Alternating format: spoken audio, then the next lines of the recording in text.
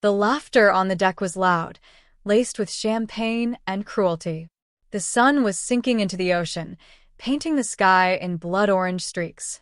Wind brushed past expensive gowns, gold cufflinks, and champagne flutes as the yacht gently rocked under the weight of the elite. But I wasn't watching the sunset. Before we begin, drop a comment and tell us what would you do in this situation? Be honest, tell me in the comments below. We read every comment.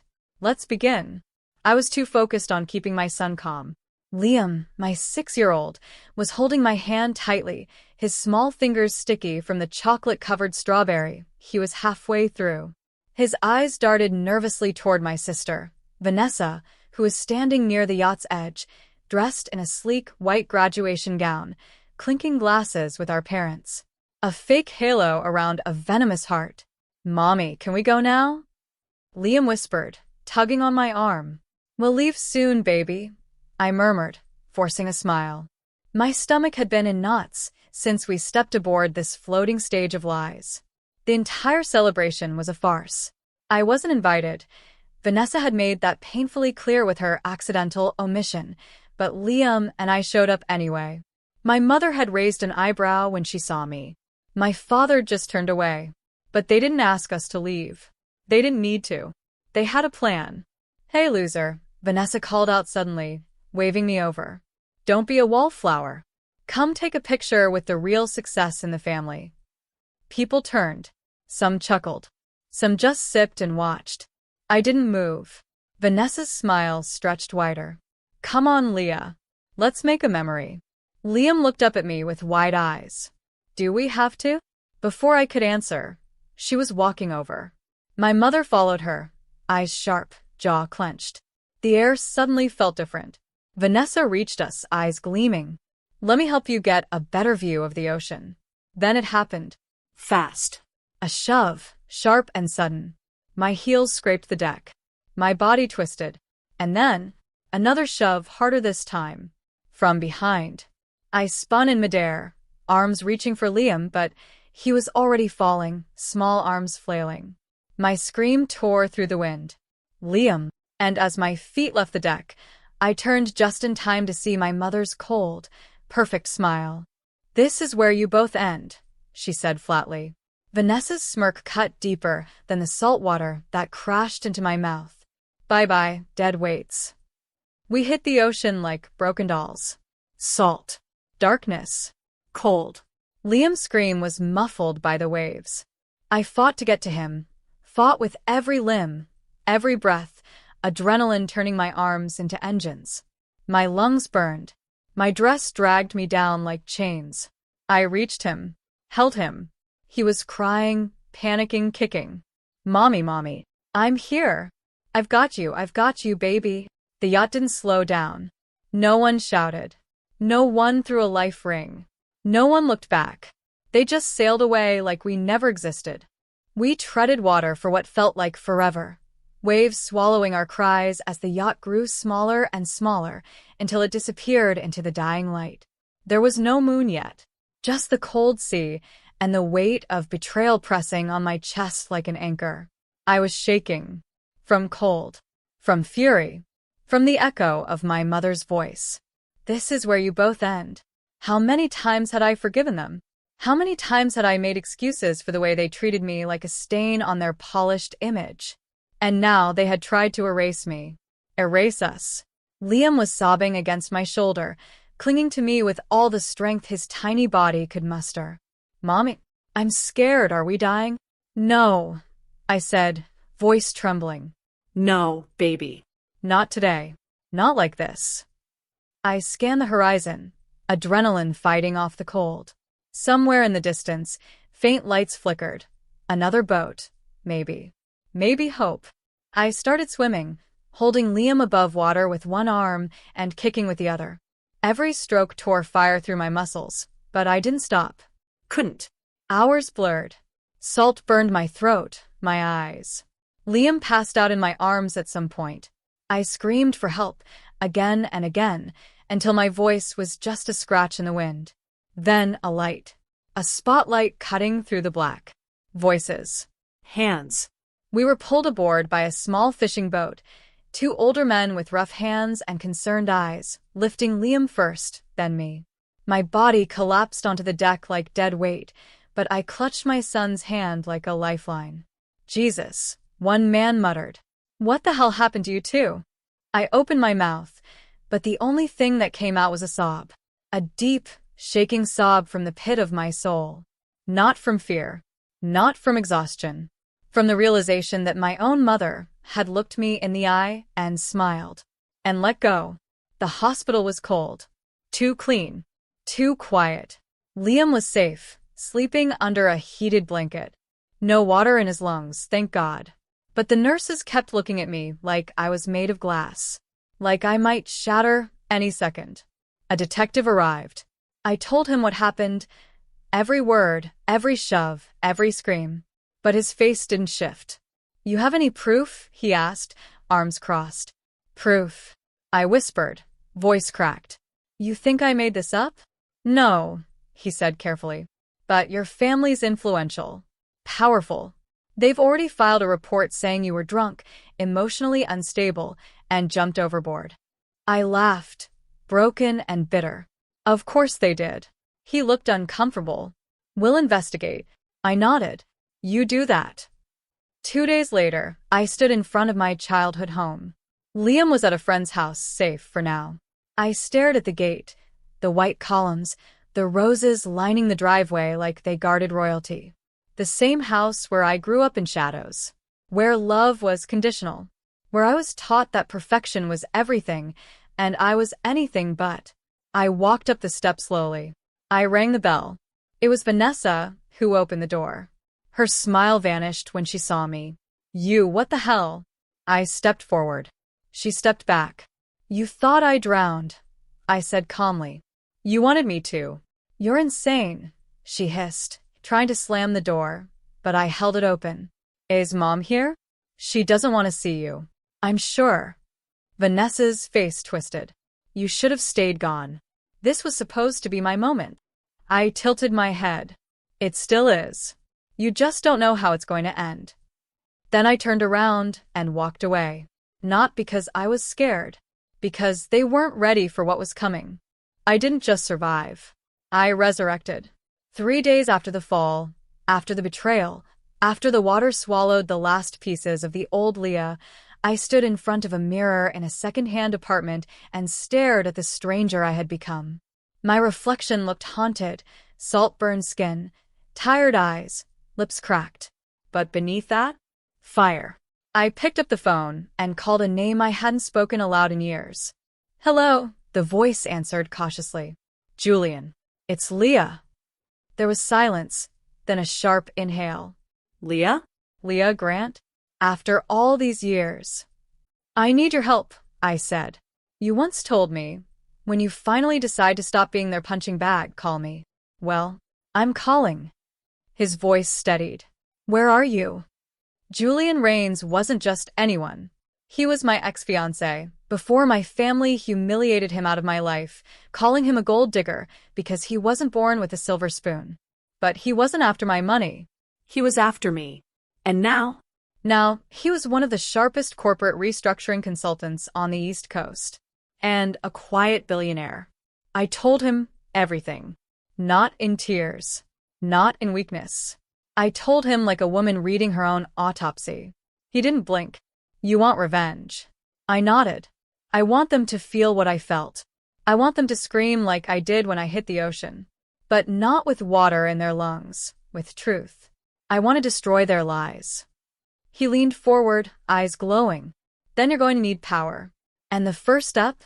Money. He smirked. No. Information. Weeks passed. Every night I tucked Liam in tighter. Every morning I ran 6 miles until my legs ached. Julian built the plan. I studied it like scripture. My family thought I'd crawled back under whatever rock I came from. They didn't know I was collecting secrets. Vanessa's scholarships? Bought. Dad's offshore accounts? Dirty. Mom's pristine reputation? Stained with old affairs and a hush-money abortion she forced a maid into 20 years ago. I gathered receipts like I was building an empire. And I was A media friend Julian knew started poking around the yacht. A whistleblower from the kitchen crew reached out. She saw everything. Heard everything. I heard your mom say, if she floats back, we'll say she jumped. If not, problem solved. I recorded it. We had it. Now, we set the match. The morning it all began was bright and clear. Vanessa was holding a press event, an engagement announcement, and public charity partnership. My parents had built her up as the golden daughter, the face of perfection. I walked in, heels clicking like thunder, wearing a white silk blouse, Liam's hand in mine. Cameras turned. Gasps erupted. Vanessa's jaw dropped. What the how?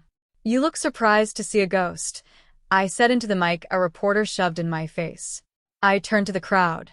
Let me reintroduce myself. I'm Leah Grant, the woman my family tried to drown on a yacht 3 weeks ago. And I'm not dead. A ripple of gasps swept through the audience. You pushed me, I said to Vanessa, and you smiled while I fell. Then I pulled out a flash drive. The world deserves to know what happens when power turns into poison. The press went wild. Within hours, headlines exploded. Socialite tried to drown sister? Investigation reopened. This is where you both end. Cold words from a cold matriarch. Old money, new crimes. The internet devoured it. Sponsors pulled out. Vanessa's fiancé vanished. And my mother? She was dragged into a storm of her own scandals, unpaid taxes, secret accounts, past abuse allegations. The woman who smiled as I sank was now drowning in disgrace. But this wasn't over.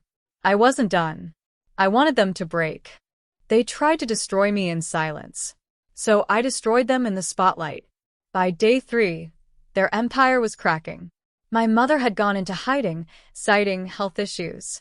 My father released a half-baked statement blaming miscommunication and emotional misunderstanding. And Vanessa? Vanessa begged me. She showed up outside my apartment at midnight, hair disheveled, mascara running, screaming up at my window like a scene from a B-movie. Leah, Please. you have no idea what you've done. They're threatening to cut us off. We're losing everything. I stood at the window, holding Liam in my arms. He was asleep, safe, finally breathing without fear. I didn't shout back. I simply closed the curtains.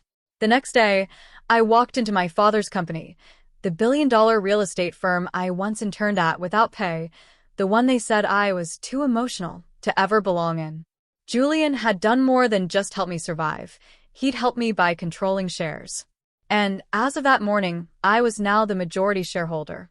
I arrived in black slacks, red lipstick, and no apology. The boardroom went silent when I walked in.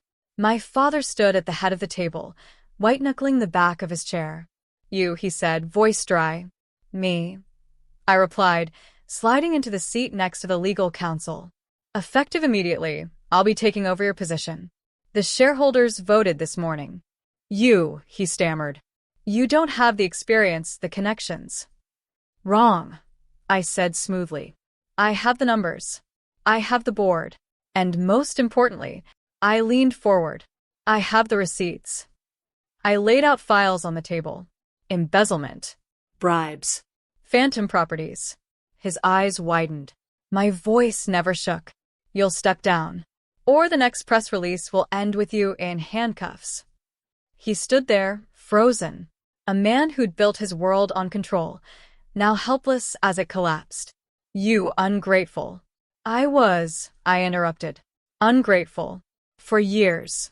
For not seeing sooner that blood doesn't always mean family. That night, I sat in Julian's downtown penthouse, watching the news on a wall-sized screen. Liam sat on my lap, eating popcorn, eyes wide. There's Mommy, he whispered, pointing to the screen. I kissed his forehead. That's right, baby. That's Mommy. The anchor's voice was crisp. In a shocking turn, Leah Grant has not only survived the attempted murder, but has now taken over her family's flagship company, while the investigation into the yacht incident intensifies. Anonymous witnesses continue to come forward. I turned off the TV. The silence felt full. Healing. Julian poured me a glass of wine and sat beside me. How does it feel? Like justice, I said. But not enough yet. He raised an eyebrow. Still not done. I looked out the window, where the lights of the city flickered like stars trying to survive the smog. No, I whispered. Not until they feel what it's like to be forgotten. The final strike was poetic. 1 week later, I sent Vanessa a letter. No return address. No threats. Just 3 words. You earned this. Attached was a legal document. It showed that the trust fund my grandparents left had never been touched because I had taken control of it. Quietly. Legally. Every cent now went into a foundation for single mothers and abandoned children. Children like Liam. Mothers like me. Vanessa's inheritance? Gone. Her career? Burned. Her name? Poisoned. My mother was last. She called me once. Just once. Leah, her voice was weak, distant. I didn't mean for it to go that far. I held the phone, then ended the call. Without a word. Because some silence is louder than screaming. 3 months later, peace didn't feel like silence. It felt like strength. I stood in front of a full auditorium, dressed in a soft navy suit, microphone in hand, Liam seated in the front row, kicking his legs and beaming. The backdrop behind me read, "The Leah Grant Foundation. Launch Gala for Forgotten Mothers." We live in a world, I said to the audience, where people confuse wealth with worth, where you're only respected if you have a name that opens doors. But let me tell you something. My voice caught just for a moment, but I steadied it. It was only when I lost everything, my dignity, my family, even my safety, that I found something no money ever gave me, the right to exist on my own terms, to rise without permission. Applause thundered through the room. But behind my smile, the memories still lived. That night on the yacht, the shove, the cold water, Liam's cries, my mother's smile, Vanessa's smirk, the ocean. Some scars you don't erase, you own them. My father never recovered. He lost the company, the house, the standing ovations he was used to. He tried to make a comeback, but everywhere he turned, people whispered behind his back, wondered aloud about the daughter he left for dead. He sent me a letter once.